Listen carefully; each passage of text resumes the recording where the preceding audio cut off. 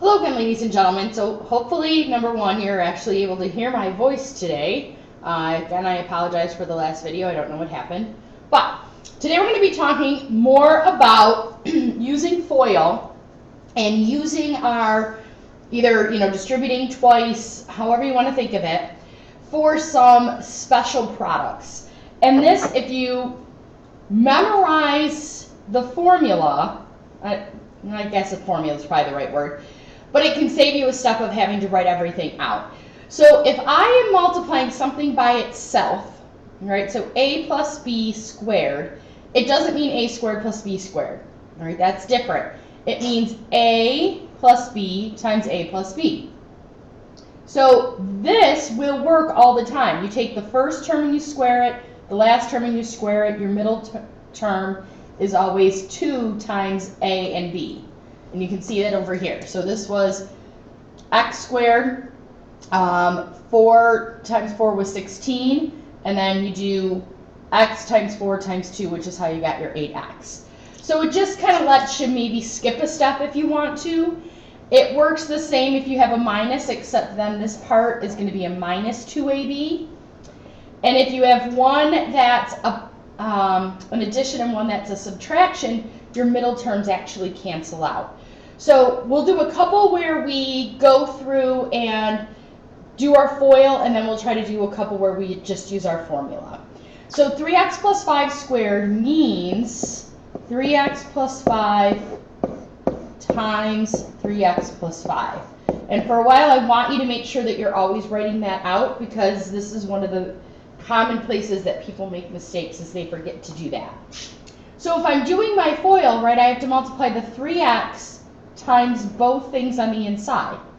Well, 3x times 3x is 9x squared. 3x times 5 is 15x. Then I have to do the 5 and do the same thing. 5 times 3x is 15x. 5 times 5 is 25. Middle terms get put together, and we're left with 9x squared plus 30x plus 25. Okay, so very similar to what we did yesterday. So here's another example where I have a plus. So now I'm going to try just doing the formula. And the formula says that I take the first term and square it. So I need to take 3 squared and square it, which is 9x squared. Then I take 2 times the two terms together. So 3x times 4y is 12xy times 2. So I'm just going to write that there. So that's 24xy. And then I need to take the last term and square it, which is 16y squared. Again, not doing anything different. It's just another way of trying to help us maybe take a little bit of a shortcut. So let's see how it works with a subtraction. So this means 6p minus 1 times 6p minus 1. So do my distributive property. 6p times 6p is 36p squared. 6p times negative 1 is minus 6p.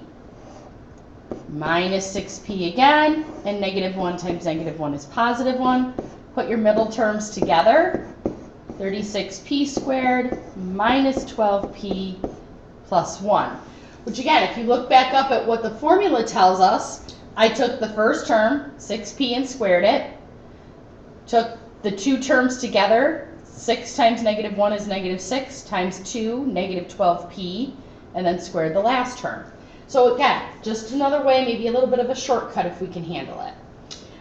So let's try this one then with our shortcut.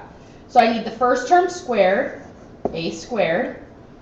I need the two terms multiplied together times 2, so that's going to be negative 4ab, and then the last term squared, plus 4b squared. If this is confusing, if you don't like doing the formula, just write it out and multiply it together. Okay, let's see what happens when I have the last example. So here I have a 3n minus 2 and a 3n plus 2. So multiply the 3n times both things. That's 9n squared minus 6n, plus 6n. Multiply -2 by both. -2 times -3 is -6n, and then -4. So here, your middle terms actually cancel out, and we're left with 9n squared minus 4. So if I know that, I know those middle terms are going to cancel out, then I can just do the first and the last terms. So 2 squared times 2 squared is 4x to the 4th. 3 times 3 is -9. So the formulas are there to just maybe make it a little bit easier, but I would still maybe recommend going and writing them out for the first few times. Let's see what we got here going on with word problems. Each edge of a cube of aluminum is 4 centimeters less than the edge of the cube of copper. So I'm guessing this is aluminum, this is copper. Hopefully you remember those from science class last year. So this is x minus 4.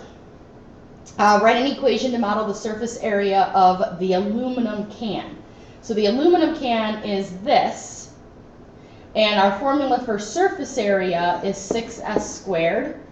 So we're going to have 6 times x minus 4 squared, which really means 6 times x minus 4 times x minus 4.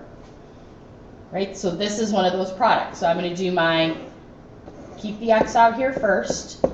X squared minus 4x minus 4x plus 16. Put my middle terms together. Minus 8x.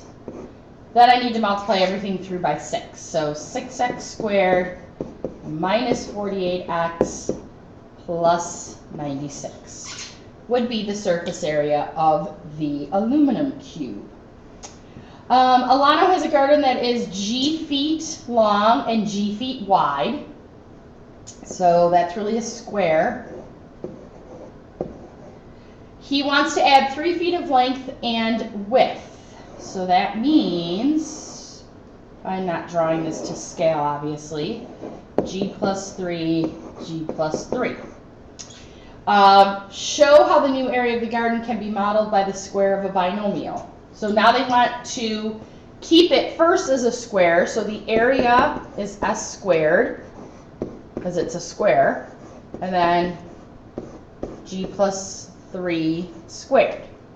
Then they want us to actually find the square of the binomial. So they want us to multiply it out.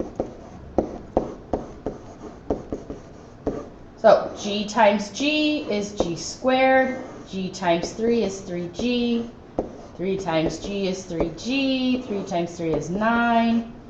So G squared plus 6G plus 9 would represent the area of the new garden. So a little bit more practice of what we've talked about, nothing too out there hopefully, but any questions as always bring them to class. Have a good night.